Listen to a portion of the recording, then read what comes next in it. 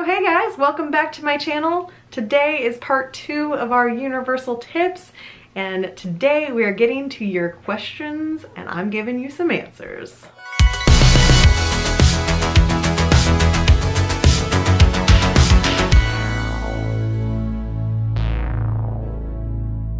So if this is your first time on my channel, hi, I'm Liz. This is part 2 of a Universal tips and tricks video, getting ready to help you guys plan your next Universal vacation. So make sure to go watch part 1, and now let's get into some questions and answers.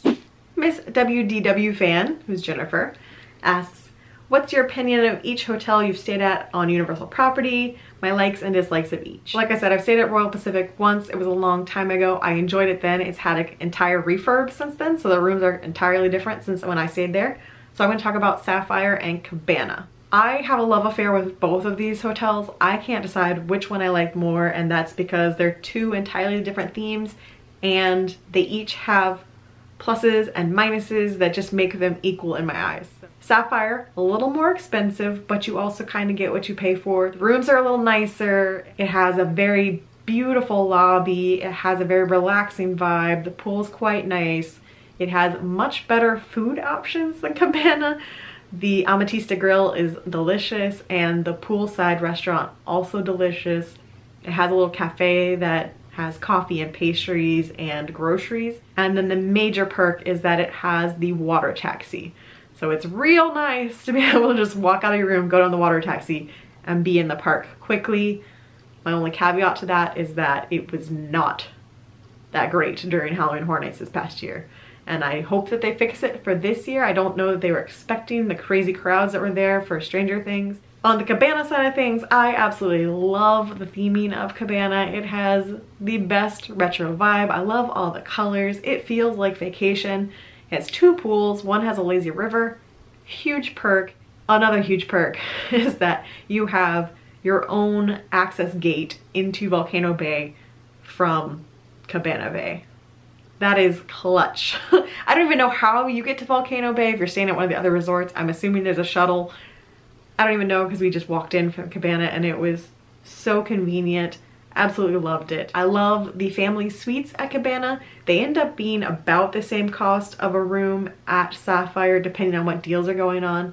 So we always end up getting the suite because we like the extra space. The downside of Cabana is definitely a family resort, so it can be a little on the noisy side. The walls are thinner than Sapphire Falls, and the food options are, it's food court food.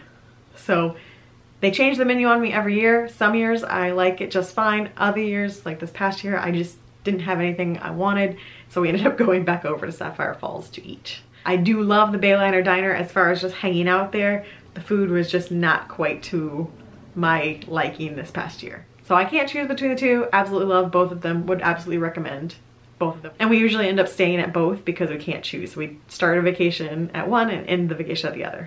Tony and Lindsay ask, other than HHN, when is your preferred time of year to visit? If it were up to me, I would love to visit at some point during Mardi Gras, because I also do really enjoy the Mardi Gras concert series. Recent years that hasn't worked out for me, and I've been there before Mardi Gras started.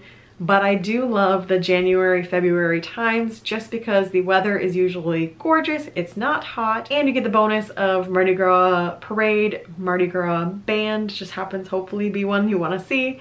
And it's just nice to visit when you're not sweating to death, since the other time of year I'm there for Horror Nights sweating to death. Honorable mention would go to Christmas time because I do love seeing Mannheim Steamroller at Universal, and I do love their Macy's parade. Kay Evans asked, what are the best things to see and do around the Universal area that aren't Universal? So for those who don't know, I lived right around the corner from Universal when I was in Orlando. Like, I lived 5 minutes away. It's hard because I wasn't really doing touristy things when I lived there aside from going to the theme parks. My main suggestion would be to go to the Mexican restaurant that's right outside Universal because it's one of the best in Orlando. I'll put its name right here. They did open the whole Orlando Eye, which I think just changed names. But that whole complex is on iDrive, not far from Universal, and they've added so much there since when I lived there. All sorts of restaurants in that general vicinity. There's even Topgolf over there. So if you're staying on Universal property looking for other things to do, I would go a little bit further down and explore iDrive for all those attractions, and you'll still have fun even if you're off property. Muggle B asks, how much approximately is an Uber from Walt Disney World to the Hard Rock Hotel? I don't know specifically from Walt Disney World to Hard Rock. However, we did take an Uber from Cabana Bay to the Grand Floridian and vice versa. And I want to say it was about maybe about $13 to get from Cabana to Grand Floridian. And then on the way back, we hit some surge pricing because it was right after fireworks. So it might have jumped up to 20. That said, it was super convenient to do. They always have Ubers driving around Universal property waiting to pick people up. And the one at Grand Floridian was super fast too. So super convenient. Tony and Lindsay also want to know, is it all super spooky during HHN? Is there any place safe for a wimp like me? If you're in the parks during the day during HHN, you are fine. And I should say, Halloween Horror Nights is HHN. Just in case you're not a Halloween Horror Nights person who hopped into this video, I also am a huge Halloween Horror Nights person. I've got whole playlists where I go every single year. So that's why Lindsay is asking about this. So if you're at the parks during the day, they're back to normal operation. You might see some spooky sets around, but you're totally safe during the day during Halloween Horror Nights. However, at 5 p.m., they're going to close down Universal Studios.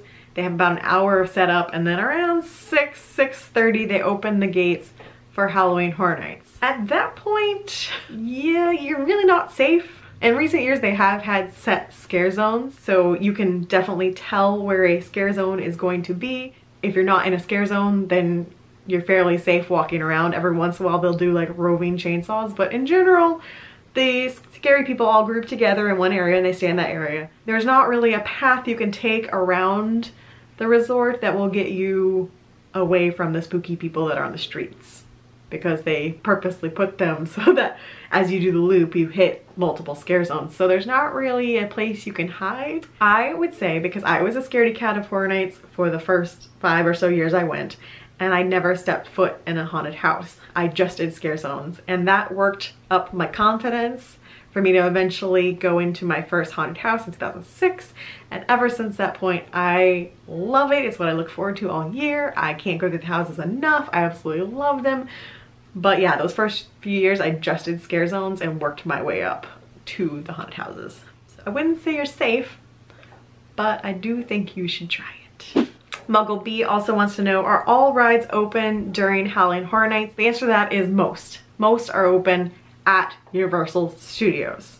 So most rides are open unless they're being used as queue space. Like last year, they used E.T.'s queue space as a line for a house, so E.T. wasn't open. So it just depends on whether or not they're using the space and they decide to staff it. But the major ones, Rip Ride Rockit, The Mummy, Men in Black, those are almost always open during the event. One more from Muggle B.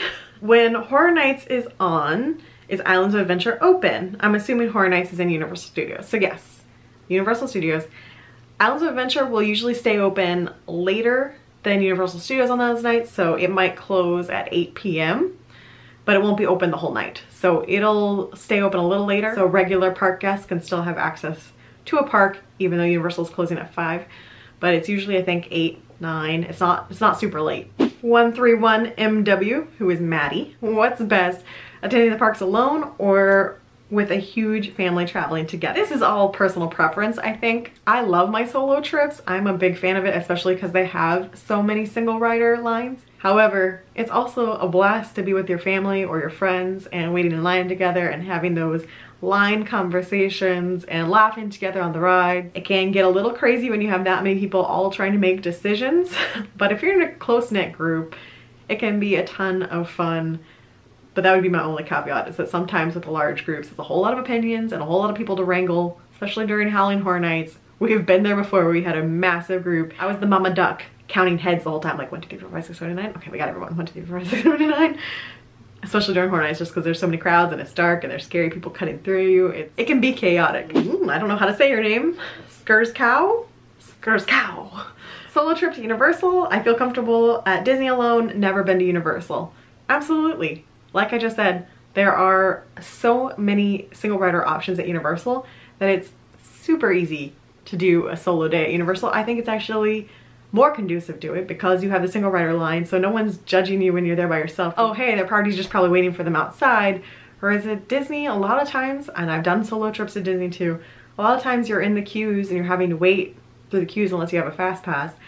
And then you're there by yourself, everyone's talking to each other and you're just like, okay, I'm just gonna be on my phone and what's happening on Instagram?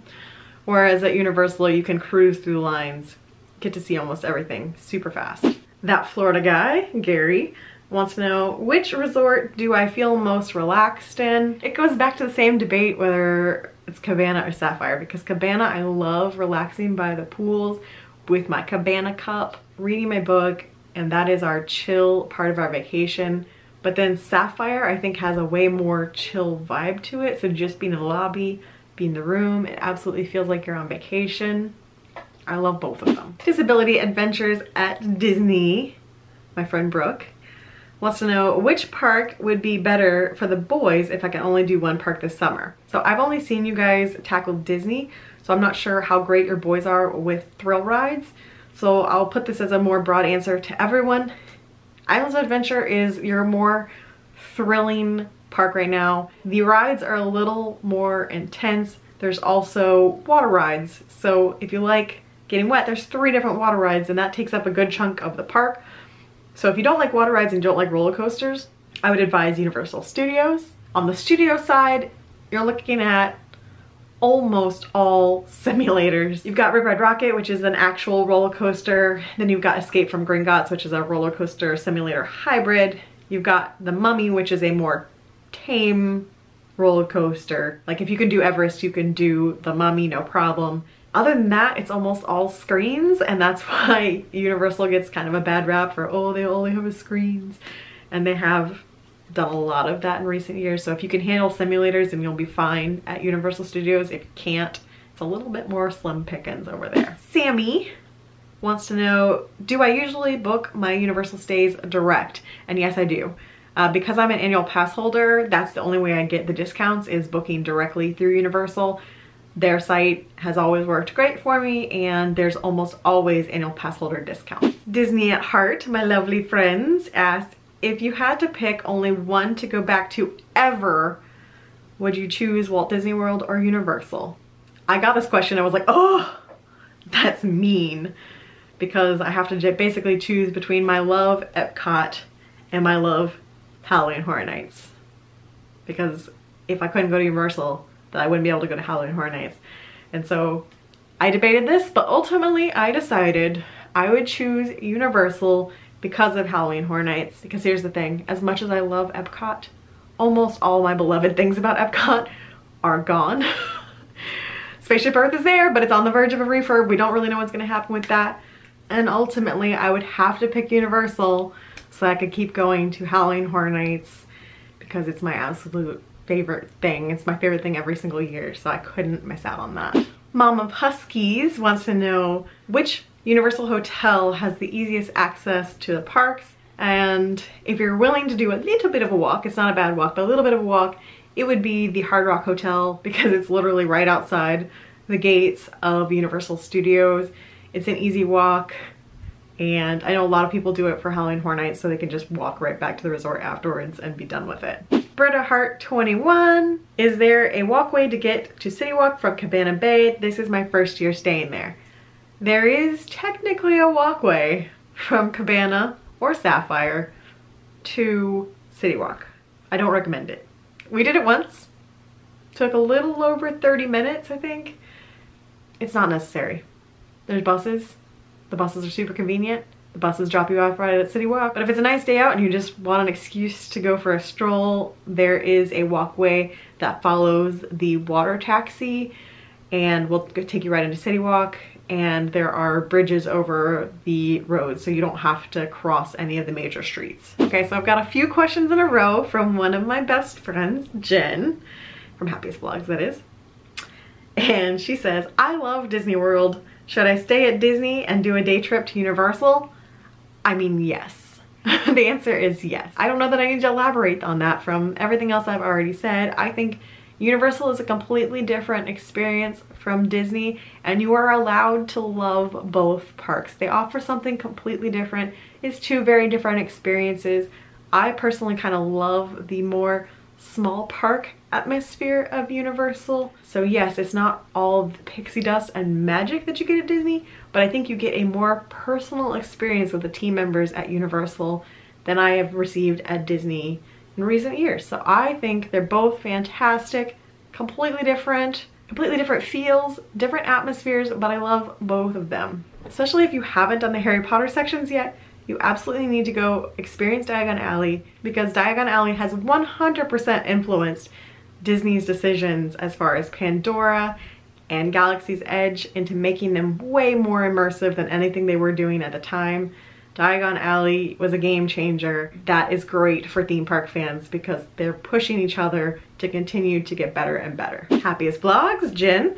Is it acceptable to go to Universal just to take a photo in my Hufflepuff shirt? I mean, yes, but you are also required to be drinking butterbeer while you take that picture.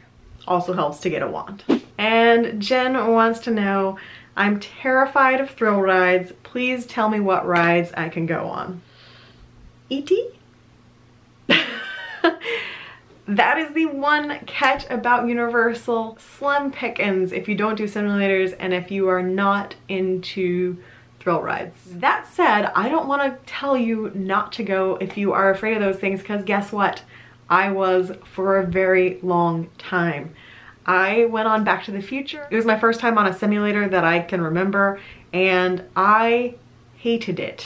I went on it again in 8th grade thinking maybe I'll like it now. I still hated it. It took me a long time to warm up to thrill rides. In fact, my first trip to Islands of Adventure, I didn't ride any thrill ride. The only things I rode on that trip were Spider-Man, Cat in the Hat, and maybe a water ride, because I was okay with water rides. I just couldn't do roller coasters. And I had a blast that day anyway, because Islands of Adventure is so themed. Universal Studios is so themed. There are so many places to explore. So even if you're not into rides, there are shows, there are plenty of awesome places to explore, take pictures. And now that Harry Potter is there, you could spend an entire day just shopping and sampling food in the Harry Potter areas. And if you get a wand, this is one of the RFID wands, there's a ton you can do in the Harry Potter areas. So I'm sure by now everyone knows about these. But both in Hogsmeade and Diagon Alley, there are multiple interactive areas where you look at the ground, they will have the spell, you do the spell, and something happens. It interacts with you. You could spend an entire afternoon doing this, not having to worry about rides, just enjoying being in those environments. Diagon Alley has multiple shows, Hogsmeade has multiple shows, and in fact, if you're afraid of doing the ride at Harry Potter, they used to, I believe you still can do it, where you can ask to just go through the queue and see the beautiful queue, and then you can bail before you ride. Jen, in your case, I'm sure Scott would want to ride. So you can go through the entire queue with him, see all of the amazing, beautiful parts of the inside of Hogwarts, and then you can bail at the last second and he can ride by himself. But there are plenty of things to explore and see and sample and enjoy at Universal Studios, even if you're not into rides. And you have to get butterbeer anyway because it's delicious and amazing and I love it. Jenny Johnson asked, what's the best place to eat in the parks? I'll be honest on this one and say the one area that Disney just excels at that Universal hasn't quite caught up to yet is the dining inside the parks. City Walk is great. There's a ton of options, lots of good food in City Walk, but if you're in the parks, it can be tough. There are some pretty decent sit-down restaurants in Islands of Adventure, Mythos, and is that what it's called? Contessa Grill?